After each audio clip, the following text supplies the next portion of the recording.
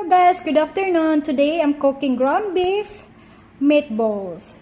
It's Filipino ingredients. It's my own version ingredients. And it's gonna be like bola Filipino. So here's the ingredients: oyster sauce, beef bouillon flour,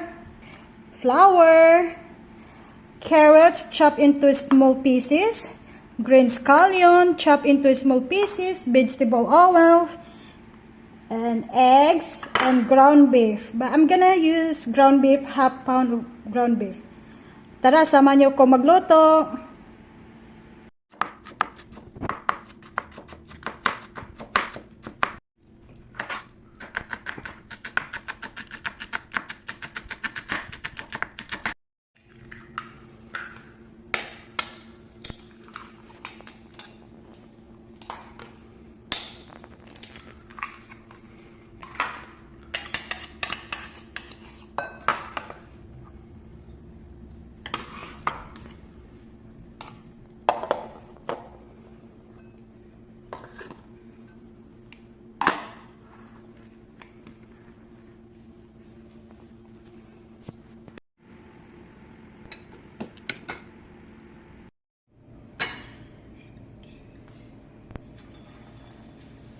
Today I'm cooking meatballs.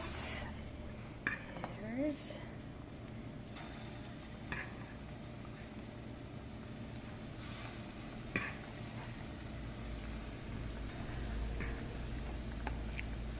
beef meatballs.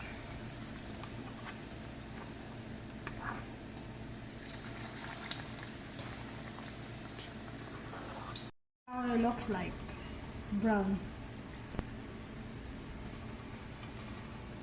Okay.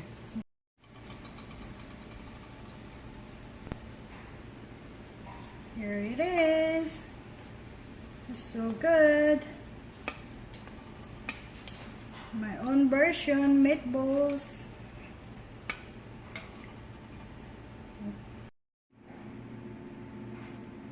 Here's my final ground beef meatballs.